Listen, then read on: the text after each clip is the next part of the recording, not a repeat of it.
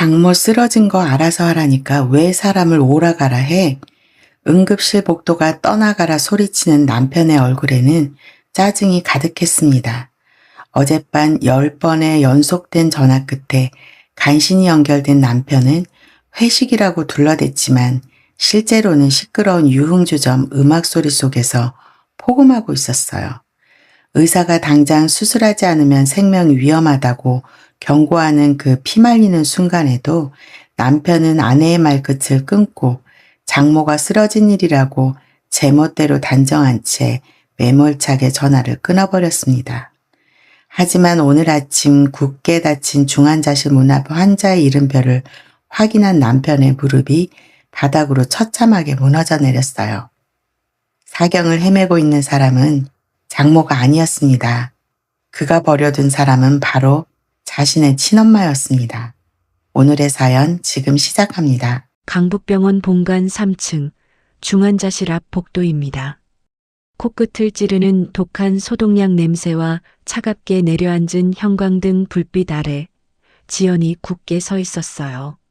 화장기 하나 없는 창백한 얼굴과 밤새 피를 말리며 지새워 푹 꺼진 눈매였지만 그녀의 눈빛만큼은 어느 때보다 서늘하고 또렷했습니다. 그녀의 겉옷 소매 끝에는 어젯밤 묻은 검붉은 핏자국이 아직 지워지지 않은 채 선명하게 남아 있었어요. 지연의 시선이 향한 곳은 굳게 닫힌 중환자실의 육중한 철문이었습니다. 그 안에서 누가 사경을 헤매고 있는지 지연은 너무나도 잘 알고 있었어요. 그때 무거운 정적을 깨고 엘리베이터가 도착하는 기계음이 짧게 울렸습니다. 곧이어 복도 끝에서 구두 굽소리가 요란하게 울려 퍼지기 시작했어요. 다급함이나 환자에 대한 걱정은 단 한 점도 묻어나지 않는 오직 불만과 짜증만이 가득 실린 거친 발걸음이었습니다. 남편 민재와 시누이 수진이 잔뜩 화가 난 표정으로 씩씩거리며 걸어오고 있었어요. 가까워질수록 민재의 몸에서는 어젯밤 부어라 마셔라 했던 독한 양주 냄새와 찌든 담배 냄새가 훅 끼쳐왔습니다. 밤새 응급수술 동의서에 서명하며 홀로 피가 마르던 지연과 달리 남편은 그저 숙취에 시달려 미간을 잔뜩 찌푸린 모습이었어요. 민재는 도착하자마자 다짜고짜 지연의 어깨를 거칠게 밀쳤습니다. 밤새 뜬 눈으로 수술실 앞을 지키느라 다리에 힘이 풀려 있던 지연의 몸이 크게 휘청였어요. 하지만 민재는 아내를 부축하기는커녕 삿대질을 해대며 복도가 떠나가라 목소리를 높였습니다. 당신 지금 제정신이야?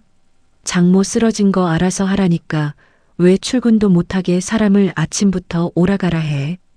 그의 목소리가 어찌나 컸던지 차트를 들고 지나가던 간호사들이 깜짝 놀라 쳐다볼 정도였어요. 하지만 민재는 다른 사람들의 시선 따위는 안중에도 없었습니다. 내가 어제 새벽까지 거래처 접대하느라 얼마나 시달렸는지 알아? 내 직급이 중견기업 영업팀장이야.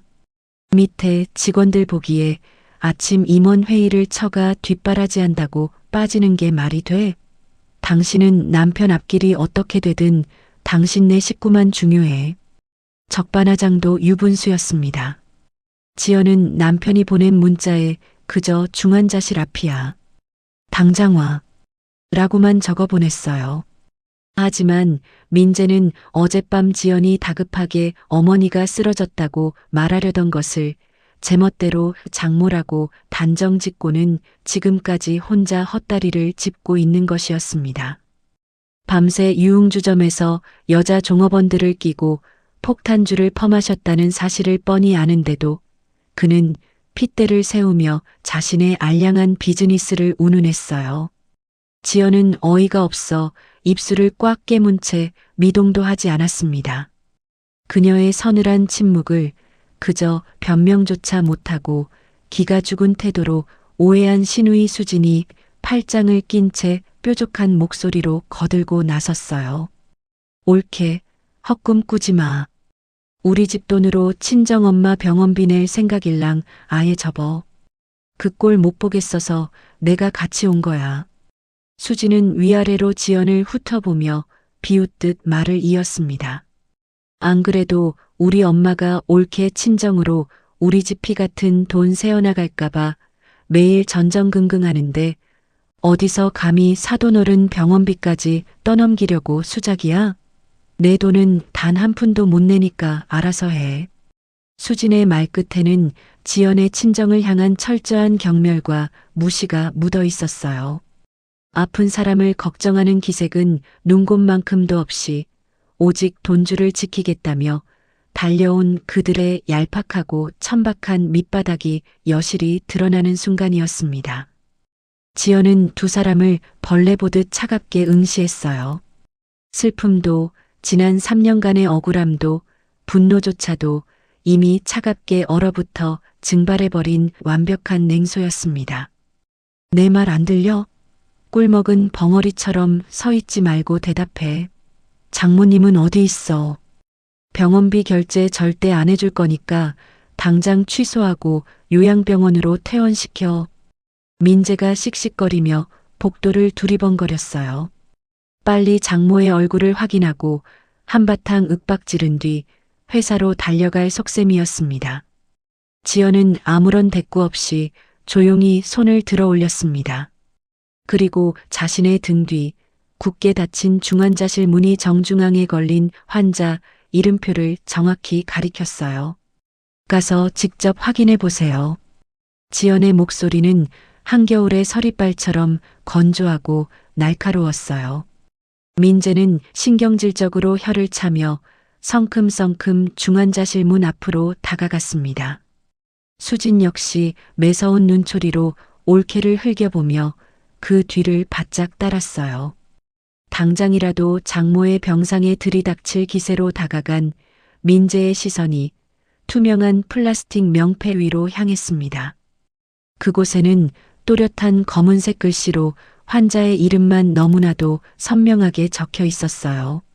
환자 강영숙, 중환자실 새병상. 명패를 확인한 순간 불만으로 기고만장하게 일그러져 있던 민재의 표정이 거짓말처럼 굳어졌습니다. 목덜미까지 시뻘겋게 달아올랐던 핏기가 순식간에 싹 빠져나가며 그의 얼굴이 순식간에 백지장처럼 하얗게 질렸어요. 숨을 크게 들이마시던 그의 호흡이 허공에서 턱 막혀버렸습니다. 동생의 어깨 너머로 비스듬히 명패를 쳐다보던 수진 역시 눈을 거칠게 비비며 자신의 눈을 의심했어요. 수진의 입이 떡 벌어지며 들고 있던 명품 핸드백이 복도 바닥으로 툭 떨어졌습니다. 이게 지금 무슨... 민재의 입술이 파르르 떨렸어요. 그의 흔들리는 눈동자는 명패에 박힌 강영숙이라는 친엄마의 이름 석자에서 떨어질 줄을 몰랐습니다. 서서히 다리에 힘이 풀린 그가 차가운 복도 바닥에 털썩 주저앉았어요. 출근해야 한다며 빼입은 고급 정장 바지에 병원 바닥 먼지가 허옇게 묻는 것도 모른 채 그는 짐승이 울부짖듯 비명을 지르며 지연을 올려다보았습니다. 오, 우리 엄마가 왜 저기 있어?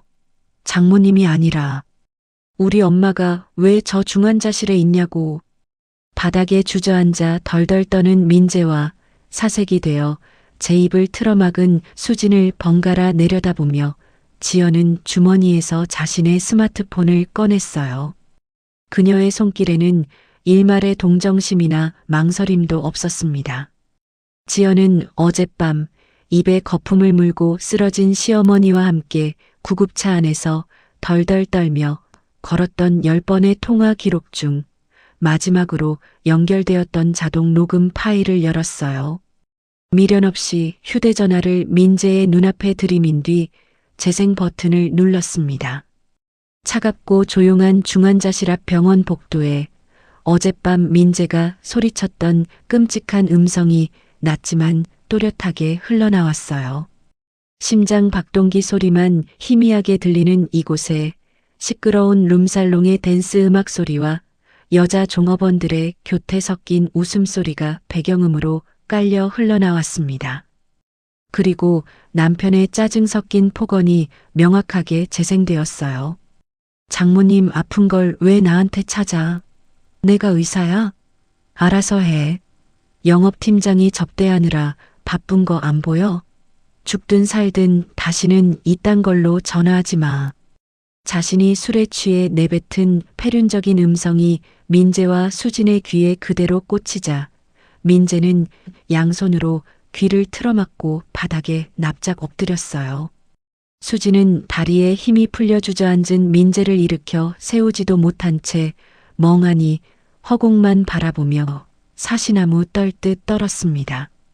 지연은 무너져 내리는 이들을 보며 그 어떤 자비도 느끼지 않았어요. 오히려 이 완벽하고도 처절한 덫에 스스로 걸어들어와 친엄마의 생사 앞에서도 아들 노릇을 벌인 그들이 한심할 뿐이었습니다.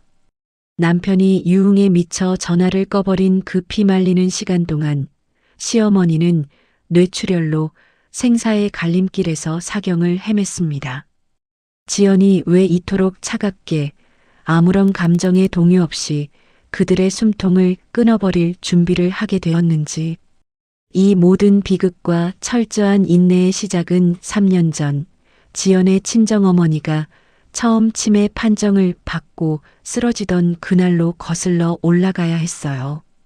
지금으로부터 정확히 3년 전 지연의 친정어머니가 처음 치매 초기 판정을 받고 쓰러졌던 어느 늦은 밤이었습니다.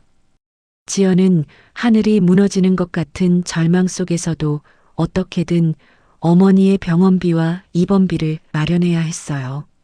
그녀는 떨리는 손으로 서랍장 깊숙한 곳에서 부부 공동 비상금 통장을 꺼내 들었습니다. 남편과 결혼한 이후 만일의 사태를 대비해 매달 생활비를 아껴가며 꼬박꼬박 모아둔 그야말로 생명줄 같은 돈이었어요. 하지만 그 통장은 지연의 손에 오래 머물지 못했습니다. 퇴근하고 돌아와 지연의 손에 들린 통장을 본 민재가 마치 도둑이라도 잡은 것처럼 거칠게 통장을 낚아챘어요. 너 지금 허락도 없이 내 돈에 손대려고 한 거야. 민재의 목소리에는 아픈 장모에 대한 걱정은커녕 자신의 돈이 한 푼이라도 새어나갈까봐 전전긍긍하는 분노만이 가득했습니다. 지연은 황당하고 비참한 마음을 억누르며 남편의 옷자락을 붙잡았어요. 여보, 엄마가 쓰러지셨어요. 치매 초기라서 입원 치료가 시급하다고 의사 선생님이 말씀하셨어요. 이 돈 우리 비상시를 위해서 모아둔 거잖아요. 내가 나중에 어떻게든 다시 채워 넣을 테니까 일단 입원비만이라도 쓰게 해주세요. 지연의 간절한 호소에도 민재는 차갑게 코웃음을 쳤습니다. 그는 비상금 통장을 자신의 안주머니에 찔러 넣으며 지연의 가슴에 잔인한 비수를 꽂았어요. 내가 중견기업 영업팀장이야. 주변에 내가 처가 뒷바라지나 하고 산다는 소문이라도 나면 내 체면이 어떻게 되겠어. 결혼했으면 이제 우리 집 식구잖아. 왜 남의 집에 밑빠진 동물 붓기를 하려고 해? 남의 집.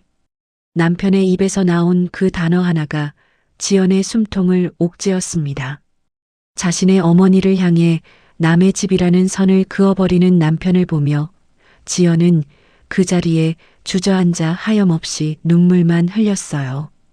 결국 지연은 남편의 도움을 완전히 포기했습니다. 그녀는 홀로 은행으로 달려가 자신이 처녀 시절부터 알뜰하게 모아두었던 마지막 남은 개인 적금을 모조리 깨버렸어요. 그 돈으로 친정 어머니를 깨끗한 요양병원에 모시고 병실 구석에서 숨죽여 오열했습니다. 자신의 무능함과 남편의 지독한 이기심이 뼈저리게 원망스러웠어요. 하지만 시댁의 만행은 여기서 끝이 아니었습니다. 며칠 뒤 시어머니 영숙이 지연을 다짜고짜 본가로 호출했습니다.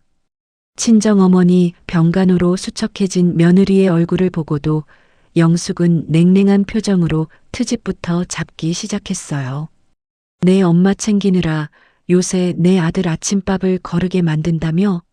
여자가 시집을 왔으면 남편 알뜰살뜰 거두는 게 첫 번째 도리입니다. 지연이 피곤한 몸을 이끌고 새벽같이 일어나 국을 끓여놓고 출근했음에도 시어머니의 억지는 멈추지 않았습니다. 영숙의 진짜 목적은 아들의 아침밥이 아니었어요. 그녀는 매서운 눈으로 지연을 노려보며 일방적인 통보를 날렸습니다. 이참에 내가 친정으로 우리 집 돈을 줄줄 빼돌릴지 누가 알겠니? 그러니 시댁 생활비를 이번 달부터 매달 50만 원씩 더 올려서 보내라. 내 아들 돈 허튼데 못 쓰게 내가 직접 관리해야겠습니다. 숨이 턱 막히는 순간이었습니다. 남편 민재와 시어머니 영숙은 지연의 아픈 친정어머니를 철저히 짐덩이 취급하며 행여나 자신들에게 불똥이 튈까봐 돈줄부터 틀어막고 있었어요. 지연은 그제야 자신이 어떤 집안에 발을 들였는지 뼈저리게 확인했습니다. 더 이상 남편에게 기대거나 시댁의 이해를 바라는 것은 어리석은 짓이었어요. 지연은 당장 요양병원비와 시어머니가 요구한 생활비를 감당하기 위해 잠을 줄였습니다. 그녀는 예전 법률사무소에서 일했던 인맥을 살려 집에서 밤을 새우며 할 수 있는 야간 법률 문서 번역 아르바이트를 시작했어요.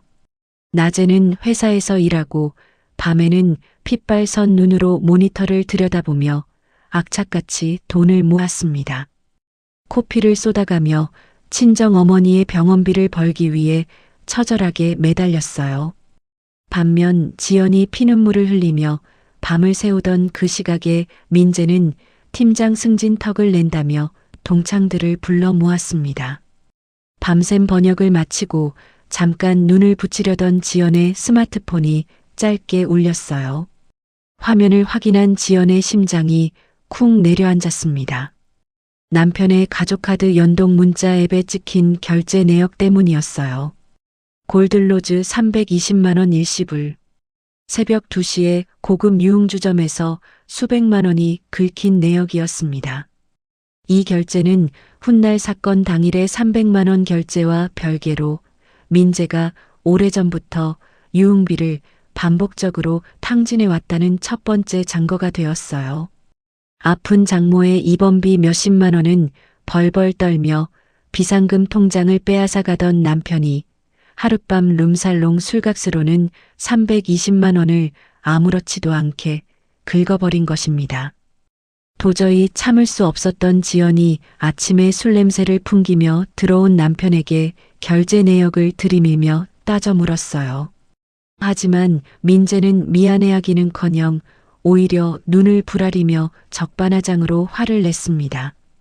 내가 내 돈 벌어서 내 친구들한테 술 한잔 산 게 그렇게 큰 죄야? 영업팀장이 이 정도 비즈니스도 못해? 너는 맨날 돈거리면서 밖에서 기 빠지게 일하는 남편 길을 그렇게 꺾어야 속이 시원해. 민재는 오히려 지연을 속물 취급하며 안방 문을 거칠게 닫아버렸어요. 그리고 1시간 뒤 신우이 수진에게서 곧바로 불호령 같은 전화가 걸려왔습니다. 남편이 쪼르르 누나에게 전화를 걸어 아내 흉을 본 것이 분명했어요. 옳게 사회생활하는 남자 기죽이지 마. 남자가 밖에서 큰일하다 보면 기분 좋아서 룸살롱도 좀 갈 수 있고 술값 좀 낼 수도 있는 거야. 올케는 자기 친정엄마 병원비 못 받아내서 우리 민재한테 화풀이 하는 거야? 올케는 자기 친정엄마 병원비 못 받아내서 우리 민재한테 화풀이 하는 겁니까? 수화기 너머로 들려오는 신우이의 도끼 어린 목소리를 들으며 지연은 차갑게 식어가는 자신의 마음을 느꼈어요. 슬픔도 서운함도 남아있지 않았습니다. 지연은 이 끔찍한 구렁텅이에서 벗어나기 위해 당장 이혼을 결심했습니다. 하지만 현재 자신의 경제적 상황으로는 친정어머니의 병원비조차 홀로 감당하기 벅차다는 잔인한 현실을 직시해야 했어요. 어설프게 이혼을 요구했다가는 위자료 한 푼 받지 못하고 쫓겨날 것이 뻔했습니다. 꾹 참자. 저들이 내 목을 조를 완벽한 올가미를 만들 때까지 입술을 깨물고 철저하게 모으는 겁니다. 지연은 법률사무소에서 일했던 경험을 살려 가장 객관적이고 치명적인 무기를 준비하기 시작했어요. 이때부터 지연의 스마트폰은 남편과의 모든 통화가 예외 없이 자동 녹음되도록 설정되었습니다. 그녀는 두꺼운 빨간색 다이어리를 새로 사서 남편의 룸살롱 카드 사용 내역, 시어머니의 억지스러운 폭언과 생활비 갈취 내역을 날짜와 시간 단위로 꼼꼼하게 기록하기 시작했어요. 감정을 완벽하게 배제한 오직 완벽한 파멸과 통쾌한 이혼만을 위한 무서운 인내의 시간이 막을 올렸던 것입니다. 기나긴 인내와 체증의 시간이 흘러 모든 엇갈린 비극이 폭발하는 사건 당일 저녁으로 돌아옵니다. 퇴근 후 지친 몸을 이끌고 거실 소파에 앉아 한숨을 돌리던 지연의 귀에 갑자기 현관 도어록 비밀번호가 눌리는 소리가 날카롭게 들려왔어요. 이내 문이 거칠게 열리고 시어머니 영숙이 예고도 없이 불쑥 집 안으로 들이닥쳤습니다. 평소 아들 집에 올 때면 언제든 제 집처럼 드나들 수 있어야 한다며 남편 민재를 닥달해 비밀번호를 알아낸 영숙이었어요.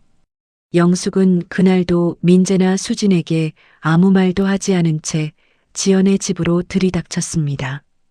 그래서 민재와 수진은 아침이 될 때까지도 영숙이 본가에 있는 줄로만 알고 있었어요.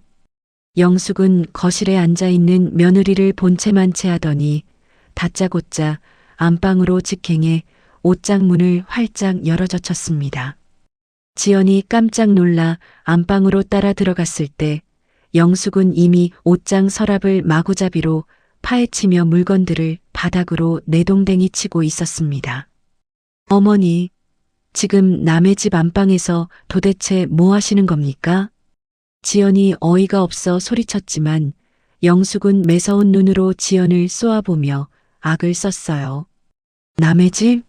여기가 내 아들 돈으로 구한 내 아들 집이지. 왜 남의 집이야?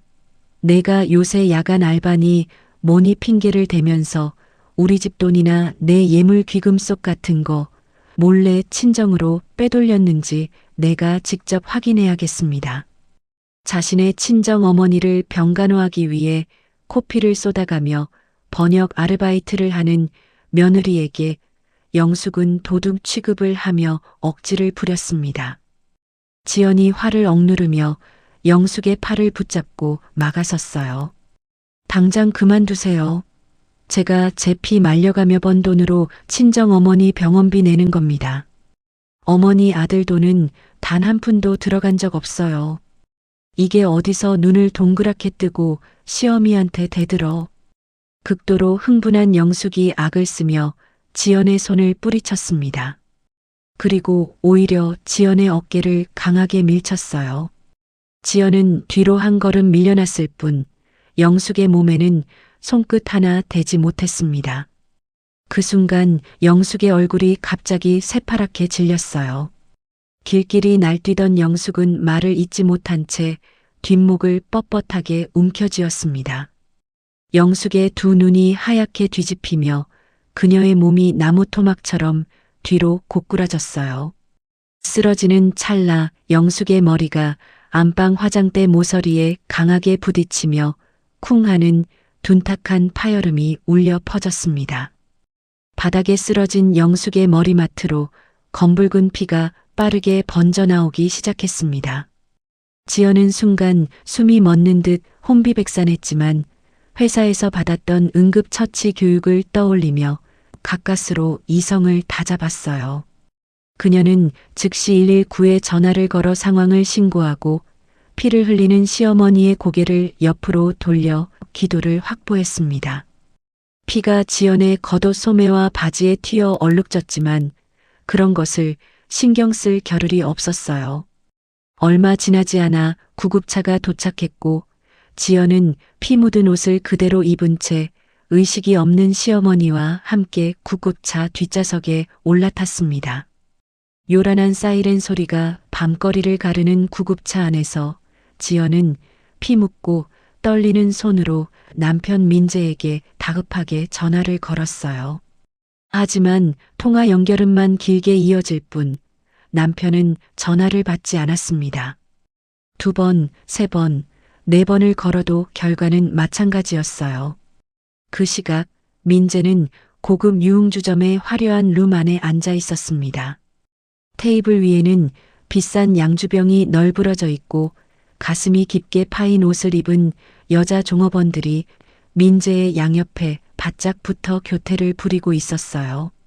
겉으로는 거래처 접대라고 둘러댔지만 실제로는 팀원 몇 명과 여자 종업원들을 끼고 벌인 유흥 자리였습니다. 민재는 팀원들에게 호기롭게 폭탄주를 돌리며 시끄러운 음악 소리에 맞춰 희희낙낙하고 있었어요. 그때 테이블 위에 올려둔 민재의 스마트폰 화면이 밝아지며 윤지연이라는 이름이 계속해서 번쩍였습니다. 민재는 진동이 울리는 휴대전화를 귀찮다는 듯이 흘깃 내려다보며 코웃음을 쳤어요. 어휴, 하여간 이 여자는 눈치도 없이 요양병원비 내달라고 또 징징거리려고 전화질이네. 무시해, 무시해. 민재는 아내의 다급한 전화를 돈 달라는 독촉으로 치부하며 조롱했습니다.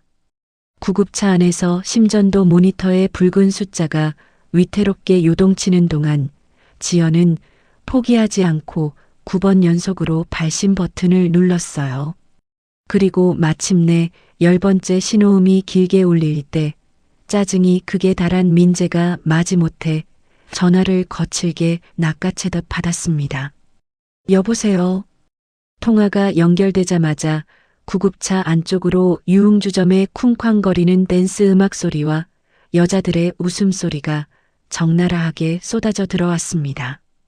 지연은 울음이 터질 것 같은 목소리로 다급하게 외쳤어요. 여보, 지금 집에서 어머니가 쓰러지셨어요.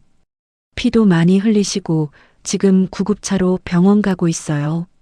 하지만 민재는 지연의 다급한 목소리를 듣자마자 평소 알아누워 있던 장모가 쓰러졌다고 제멋대로 확신해 버렸습니다.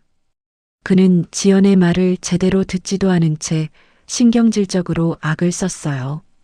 장모님 아픈 걸 왜 나한테 찾아? 내가 의사야? 알아서 해. 내 말 좀 끝까지 들어요. 그게 아니라 지금 어머니가 피를 흘리시고 있다고요. 또 수술비 필요해서 수작 부리는 거 아니야? 나 지금 영업팀장으로 귀빈들 모시고 접대 중이야. 이런 걸로 사람 귀찮게 하지 마. 돈 필요하면 내가 알아서 해. 민재는 차가운 폭언을 쏟아낸 뒤 일방적으로 통화를 끊어버렸습니다. 심지어 아내가 다시는 귀찮게 전화하지 못하도록 스마트폰의 전원마저 아예 꺼버렸어요. 뚜마이너스 뚜마이너스 뚜마이너스. 끊어진 전화기 너머로 들려오는 건조한 기계음만이 구급차 안을 맴돌았습니다. 지연은 손에 쥔 전화기를 멍하니 내려다보았어요. 피가 마르는 충격과 다급함으로 가득했던 그녀의 눈빛이 순간 거짓말처럼 차갑게 가라앉기 시작했습니다. 시어머니가 피를 흘리며 사경을 헤매는 이 위급한 순간에 남편은 여자들과 술판을 벌이며 자신의 전화를 끊고 전원마저 꺼버린 것입니다. 이 완벽하고도 끔찍한 배신감 속에서 지연의 마음에 남아있던 마지막 한 줌의 미련마저 산산이 조각났어요. 그 자리에는 오직 서늘하고 잔혹한 분노만이 도끼처럼 피어올랐습니다. 구급차가 강북병원 응급실 앞에 급정거했습니다. 대기하고 있던 의료진이 빠르게 시어머니를 침대에 싣고 처치실로 뛰어들어갔어요. 잠시 후 굳은 표정으로 나온 당직 의사가 지연을 향해 심각한 소견을 밝혔습니다. 보호자분, 환자분 상태가 매우 안 좋습니다.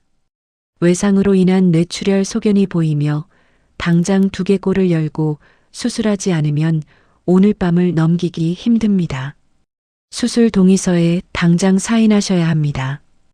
의사의 엄중한 경고를 들으며 지연은 천천히 고개를 끄덕였습니다. 시어머니의 생사가 오가는 순간 그녀의 머릿속에는 오직 전원이 꺼져버린 남편의 휴대전화와 앞으로 자신이 벌일 완벽한 복수의 계획만이 차갑게 맴돌고 있었어요. 피투성이가 된 시어머니가 수술실로 들어가고 곧이어 수술 중이라는 붉은 글씨에 불이 켜지며 육중한 철문이 굳게 닫혔습니다. 지연은 철저한 의료 프로토콜에 따라 수술실 내부로는 단 한 발짝도 들어가지 못하고 복도 대기석에 덩그러니 남았어요. 겉옷에는 간밤의 참혹함을 증명하듯 시어머니의 검붉은 피가 말라붙어 있었습니다. 지연은 차가운 복도 플라스틱 의자에 홀로 앉아 응급보호자로서 기나긴 수술을 기다려야 했어요. 수술이 시작되고 몇 시간이 지났을 무렵 안에서 수술복을 입은 간호사가 다급하게 밖으로 나왔습니다. 간호사는 보호자 대기석에 혼자 앉아 있는 지연을 향해 다가오며 환자의 위급한 상태를 설명했어요. 그리고 주위를 둘러보며 다소 의아한 표정으로 물었습니다. 며느님 혼자 계신 건가요? 동의서 쓰실 때부터 아드님은 안 보이시던데 아직도 연락이 안 됩니까? 그 질문에 지연은 자리에서 천천히 일어났습니다. 그녀는 일부러 당직을 서고 있는 원무과 직원들과 다른 간호사들이 모두 있는 자리에서 단호하고 명확하게 대답했어요. 네, 연락 안 됩니다. 환자의 아들은 지금 유흥주점에서 술을 마시느라 일부러 휴대전화 전원을 꺼놨습니다. 제가 구급차 안에서 10번이나 전화를 걸었지만 바쁘다며 소리를 지르고 끊어버렸어요. 지연의 맑고 서늘한 목소리가 새벽의 적막한 복도를 울렸습니다. 간호사는 당황한 기색을 감추지 못했고 멀리서 기록을 정리하던 원무과 직원의 손끝도 잠시 멈칫했어요. 지연은 자신의 슬픔이나 억울함을 호소하지 않았습니다. 그저 간호사의 차트에 남편의 기막힌 폐륜이 아들 연락 두절이라는 객관적인 상황으로 명확히 기록되기를 바랐을 뿐이었어요. 그리고 날이 밝아올 무렵 장장 10시간에 걸친 대수술이 끝났습니다. 수술실 문이 열리고 땀에 흠뻑 젖은 집도이가 나와 기적적으로 목숨은 건졌으나 당분간 경과를 지켜봐야 한다며 환자를 중환자실로 옮기겠다고 설명했어요. 의료진에 의해 산소호흡기를 단 시어머니가 중환자실로 이동하는 모습을 지켜본 뒤 지연은 그제야 전원이 꺼져 있는 민재의 휴대전화로 짧은 문자 한 통을 남겼습니다. 상황에 대한 어떠한 구차한 설명이나 감정적인 원망은 단 한 줄도 적지 않았어요. 강북병원 중환자실 앞이야. 당장 와. 문자를 보낸 후 지연은 다시 대기석 벤치에 앉아 지난 3년간 클라우드에 차곡차곡 모아둔 증거 자료들을 최종적으로 점검하기 시작했습니다. 빨간 다이어리를 스캔해둔 파일에는 시어머니가 친정으로 돈을 빼돌린다며 억지를 부렸던 날짜와 시간, 일방적으로 시댁 생활비를 갈취해 간 기록들이 빼곡히 적혀 있었어요. 그리고 남편이 아픈 장모를 무시하며 비상금 통장을 가로챘던 음성 파일, 신우이 수진이 전화를 걸어 며느리의 도리를 운운하며 폭언을 쏟아낸 녹취록까지 모두 안전하게 보관되어 있었습니다. 지연은 자신의 지난 3년치 피눈물이 담긴 그 완벽한 덫을 조용히 어루만졌어요. 그때 가족카드 연동 앱에 또다시 익숙한 가게 이름이 떠올랐습니다. 골든로즈 300만 원 승인 완료. 사건 당일 밤 민재가 유흥주점에서 긁어버린 결제 내역이었습니다. 3년 전 320만 원 결제와는 또 다른 바로 어젯밤의 새 기록이었어요. 지연은 그 화면을 선명하게 캡처해 증거 폴더에 저장했습니다. 같은 시각 오전 8시 룸살롱 근처 모텔에서 숙취에 찌든 얼굴로 눈을 뜬 민재가 마침내 휴대전화 전원을 켰습니다. 전원이 켜지자마자 지연이 새벽에 보낸 문자 메시지가 화면에 떴어요. 강북병원 중환자실 앞이야. 당장 와. 라는 짧은 문장을 확인한 민재는 미간을 팍 구기며 신경질적으로 침대를 내리쳤습니다. 이 여자가 진짜 미쳤나? 기어이 자기 친정 엄마를 중환자실까지 밀어넣고 나한테 돈 내놓으라고 시위하는 거잖아. 어젯밤의 짧은 통화에서 상황을 멋대로 착각했던 민재는 아침이 되어서도 그 환자가 자신의 친엄마일 것이라는 상상조차 하지 못했어요. 그는 침대에서 벌떡 일어나 곧바로 누나인 수진에게 전화를 걸었습니다. 누나, 올케가 미쳤나 봐. 기어이 장모를 강북병원 중환자실에 쳐넣어 놓고 나보고 당장 오라고 문자 보냈어. 내 돈으로 그 비싼 병원비 결제하게 만들 작정인 게 뻔해. 어이가 없어서 진짜. 수화기 너머로 상황을 전해 들은 수진 역시 아침부터 길길이 날뛰며 분노를 터뜨렸습니다. 뭐라고? 아니, 그 올케는 염치라는 게 없어? 내가 밤새 뼈 빠지게 일하고 뻗었는데 아침부터 남의 집 귀한 아들을 병원비 셔틀로 불러? 어림도 없어. 내가 지금 당장 택시 타고 그 병원으로 갈 테니까 거기서 만나. 내가 아주 병원비 한 푼 못 내게 단단히 버릇을 고쳐놓을 테니까. 두 사람은 그때까지도 영숙이 본가에 있을 거라고 믿고 있었습니다. 영숙이 전날 밤 아무 말 없이 지연의 집에 들이닥쳤다는 사실을 몰랐기에 중환자실에 누워있는 사람이 자신들의 엄마일 거라는 생각은 조금도 하지 못했어요. 단 한 번의 확인 절차도 없이 그저 며느리와 처가를 짐덩어리로만 여기는 이기적인 핏줄들은 그렇게 완벽한 자멸의 길로 걸어 들어오고 있었습니다.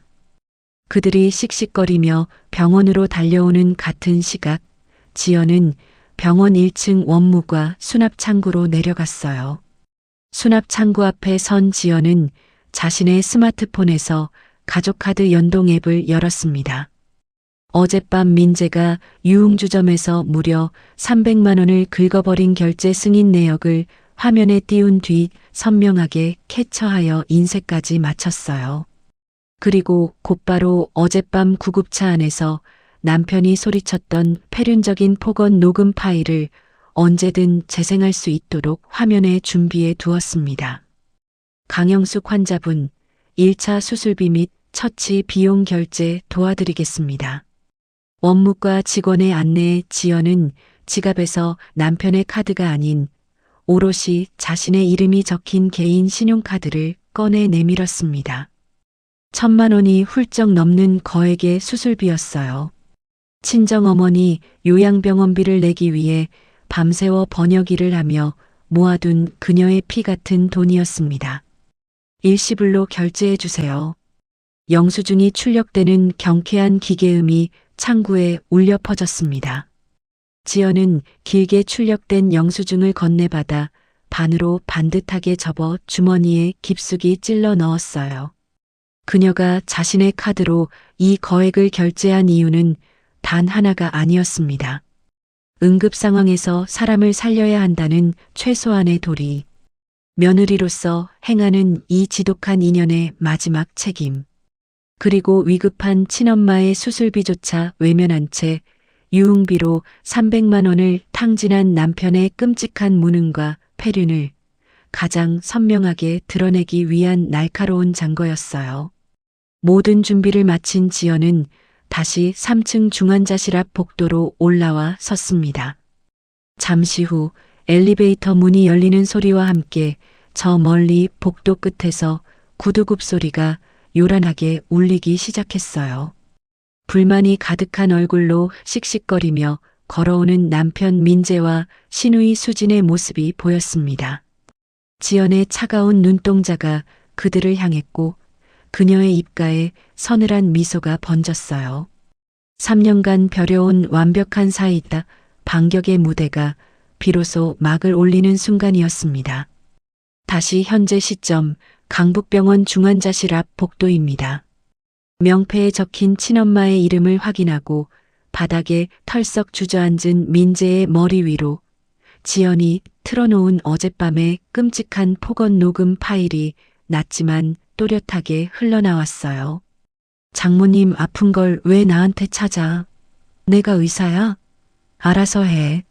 죽든 살든 다시는 이딴 걸로 전화하지 마.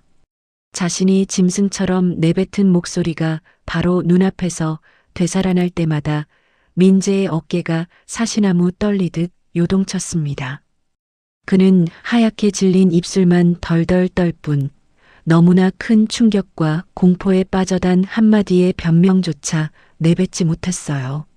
하지만 상황 파악을 제대로 하지 못한 신우이 수지는 애써 현실을 부정하며 발악하기 시작했습니다. 그녀는 바닥에 떨어진 자신의 핸드백을 주워들고는 지연을 향해 표독스럽게 삿대질을 해댔어요. 올케, 이거 지금 무슨 수작이야? 우리 민재가 어제 거래처 회식하느라 너무 바빠서 잠깐 오해한 걸 가지고 어떻게 상황을 이따위로 짜깁기해서 사람을 몰아세워. 이거 올케가 우리한테 돈 뜯어내려고 악의적으로 조작한 거 아니야? 수지는 끝까지 동생을 감싸며 지연을 사기꾼 취급했습니다. 바로 그때 수술비 결제 내역과 보호자 확인 서류를 들고 3층으로 올라온 원무과 직원이 그들 곁으로 다가왔어요. 직원은 수진의 억지스러운 고성을 듣고는 차가운 표정으로 끼어들었습니다.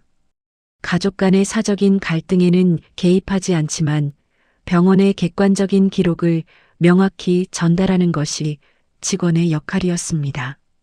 보호자분들, 병원 안에서 소란 피우시면 안 됩니다. 그리고 병원 기록상 어젯밤 수술동의 당시 아드님과 연락이 닿지 않았던 것으로 남아 있습니다. 이분이 혼자 응급보호자로 동의서 작성하시고 수술비까지 결제하셨어요. 자세한 가족 문제는 병원 복도에서 말씀하실 일이 아닙니다.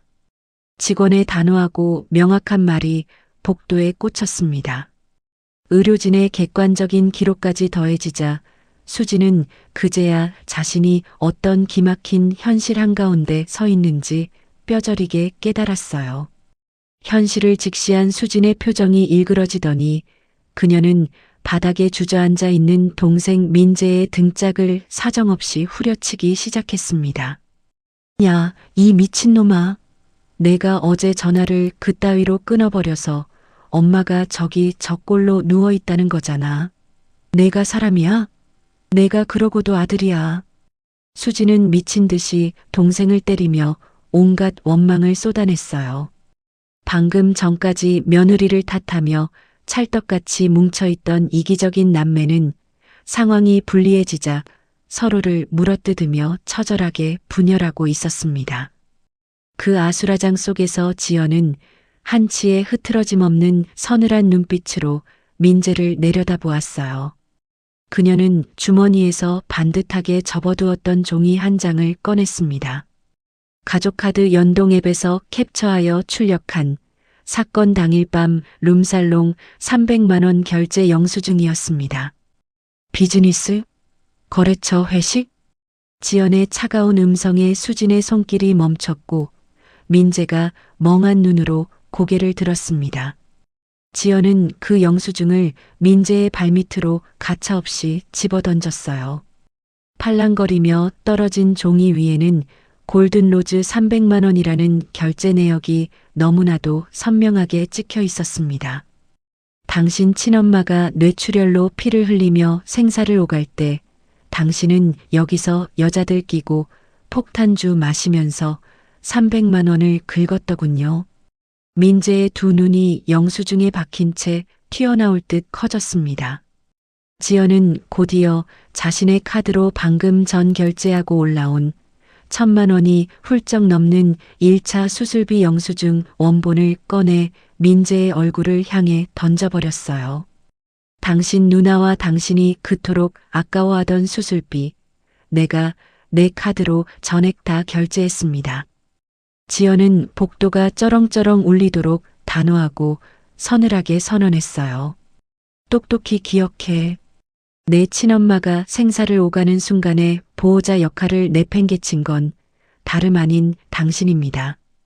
장모 죽든 말든 요양병원비나 알아서 하라며 유흥주점에서 술판 버리고 전화를 꺼버린 사람 강민재 바로 너다고. 지연의 벼락 같은 일갈에 민재는 숨을 헐떡였습니다. 자신의 끔찍하고 폐륜적인 오판이 친엄마를 죽음의 문턱까지 밀어넣었다는 지독한 죄책감이 해일처럼 그를 덮쳤어요. 그는 머리를 쥐어뜯으며 복도 바닥에 자신의 이마를 쿵쿵 찍기 시작했습니다. 아, 엄마, 내가 미쳤지. 내가 미친놈이야. 엄마 미안해. 피가 나도록 바닥에 머리를 찌우며 짐승처럼 오열하는 민재를 보며 지연은 마침내 준비해 온 묵직한 서류 봉투 하나를 꺼냈어요. 그리고 그것을 엎드려 우는 민재의 무릎 위로 툭 떨어뜨렸습니다.